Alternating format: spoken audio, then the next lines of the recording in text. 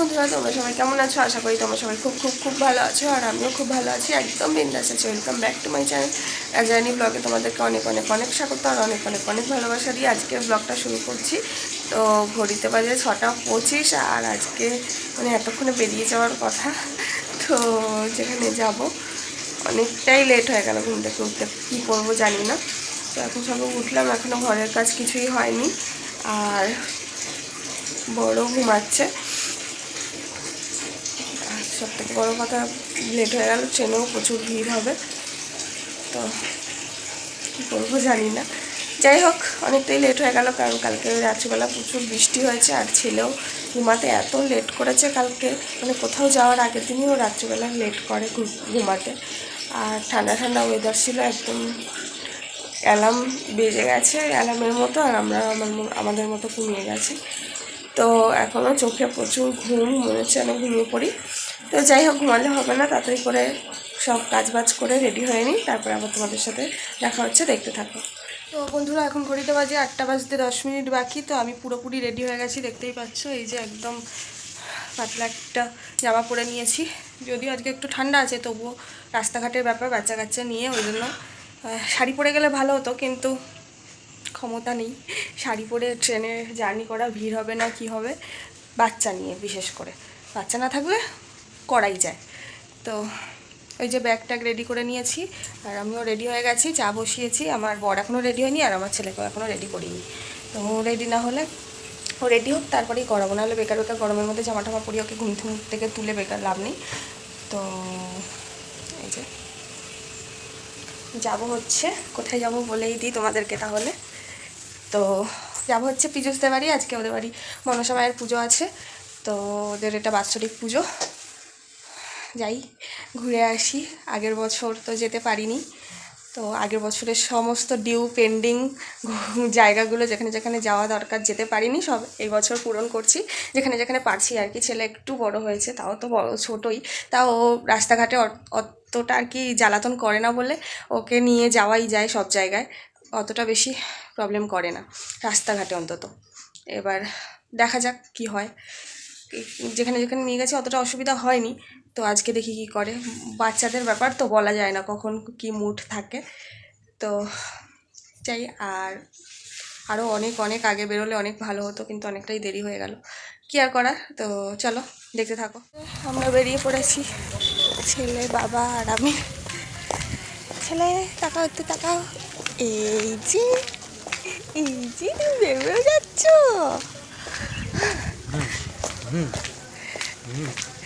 তো দেখতে থাকো। এখনকার বাচ্চা কাচ্চা নিজের বাবা মাকেও বিশ্বাস করে না, দেখো নিজের সেফটি নিজের কাছে ধরে রেখেছে। টোটো যদি ফেলে দিই আমি, আর ছেলে টোটো ধরে রাখতেও শিখে গেছে। দেখো কপালে ফুটো খাবে কি না, না ধরে রেখেছে,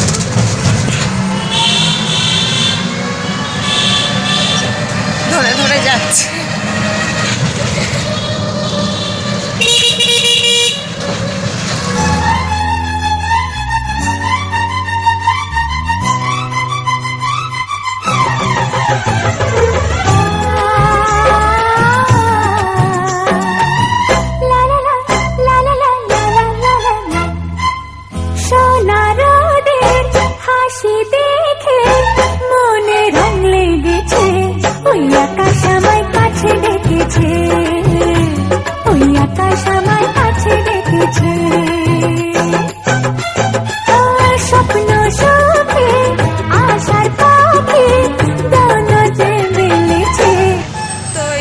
রিক্সায় উঠে গেছি, আর বড় মায়ের মন্দিরের সামনে দিয়ে যাব। সকাল সকাল বড় মায়ের মন্দির, মাকে তো আর দর্শন করতে পারবো না, মন্দির দর্শন করেই যাব।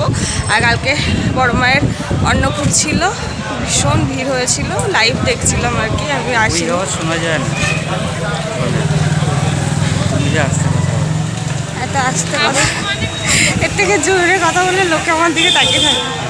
তো যাই হোক, দেখতে থাকো। আর এই যে বড় মায়ের লাইন দেখো, তো দেখতেই পাচ্ছ এখানে প্রচণ্ড বড় লাইন পড়েছে। তো অনেক দূর দূর থেকে শরণার্থীরা সবাই আসে পুজো দিতে। তো এখন ওই ঘড়িতে 8:30 মতো বাজে, তা এখনই এতটা ভিড়।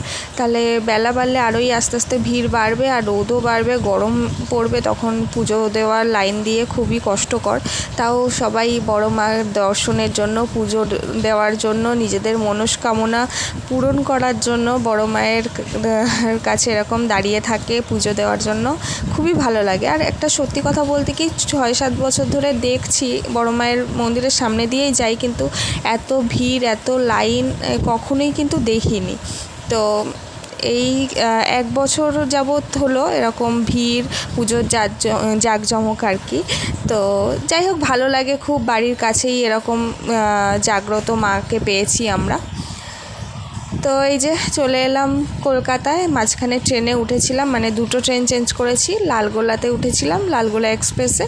সোদপুর নেমেছিলাম, সোদপুর থেকে আবার ট্রেন ধরে হচ্ছে বিধাননগর। তো তারপরে বিধাননগর নেমে এই অটোয় উঠে গেছি, এবার যাচ্ছি পীযূষদের বাড়ি।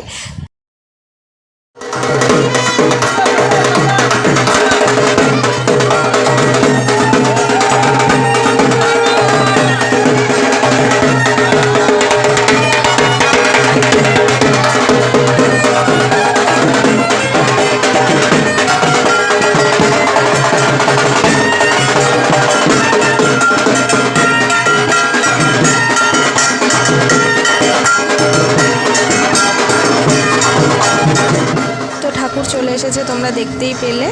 আর জিয়ানকে আমি কিন্তু এসেই খাইয়ে দিয়েছিলাম। খাইয়ে দেওয়ার পরে ও একটু ঠাকুরের সামনে নাচানাচি করলো, করে ক্লান্ত হয়ে গেল।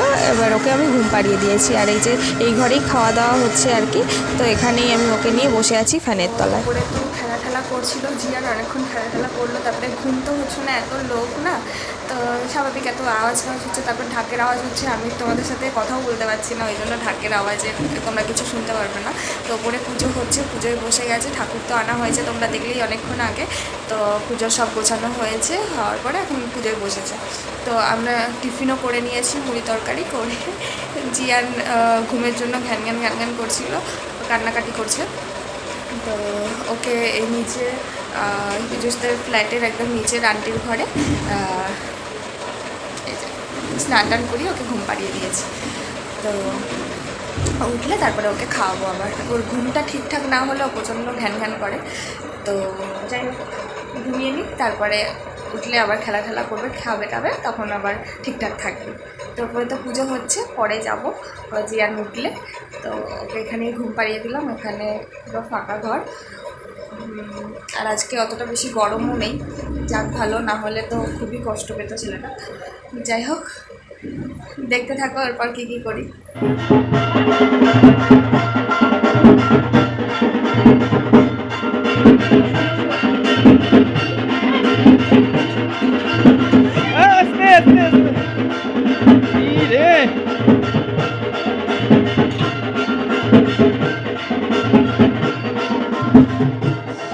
তো এই যে পুজো হচ্ছে আর কি। আর আমার ছেলে দেখলেই ভোগ খেয়ে নিল। আর ভোগটা সত্যি বলতে পরে খেয়ে দেখেছি এত ঝাল ছিল, কিন্তু আমার ছেলে কোনো কান্নাকাটি করেনি ঝাল খেয়েও।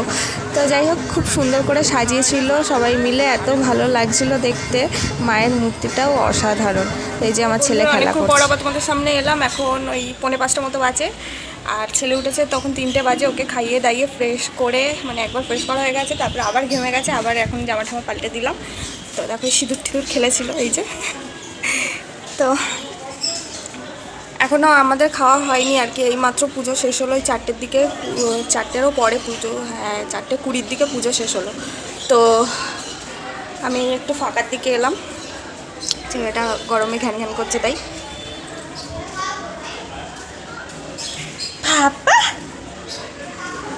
একবার ভিউটা দেখে নাও, খুব সুন্দর লাগছে এখান দিয়ে। ফ্ল্যাটটা এখনও কমপ্লিট হয়নি। তো এই যে ওপেন ব্যালকনি এখনও আছে, পরে হয়তো গ্রিল লাগিয়ে দেবো। তো বন্ধুরা, সেই অনেকক্ষণ পর আবার বাড়িতে এসে তোমাদের সাথে ব্লগ শ্যুট করছি।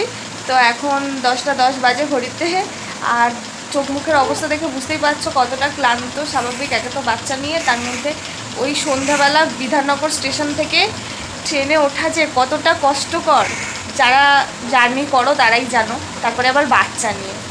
তো যাই হোক, ট্রেনে তো শ্যুট করার ইচ্ছাই হয়নি, আর ও খুব ঘুম হয়নি সারাদিন, যেহেতু খুব ঘ্যান ঘ্যান করছিল, কান্নাকাটি করছিল, সারা রাস্তাটাই প্রায় কান্নাকাটি করেছে। তো এমনি তো খুব একটা জ্বালায় না রাস্তায়, কিন্তু খুব ওরই বা কী দোষ, ছোটো মানুষ, যার একটু পরপরই ঘুমানো অভ্যাস, সে যদি এরকম, সে যতটুকুই ঘুমাক না কেন, 20 মিনিট 25 মিনিট কিন্তু ঘুমায়, তো সেই ঘুমটুকু না হলে ওর তো অসুবিধা হবেই। যাই হোক, বাড়ি অবধি পৌঁছে গেছি এই অনেক, 10টা 10 বাজে, আর শরীর আর চলছে না, খুবই কষ্ট হচ্ছে।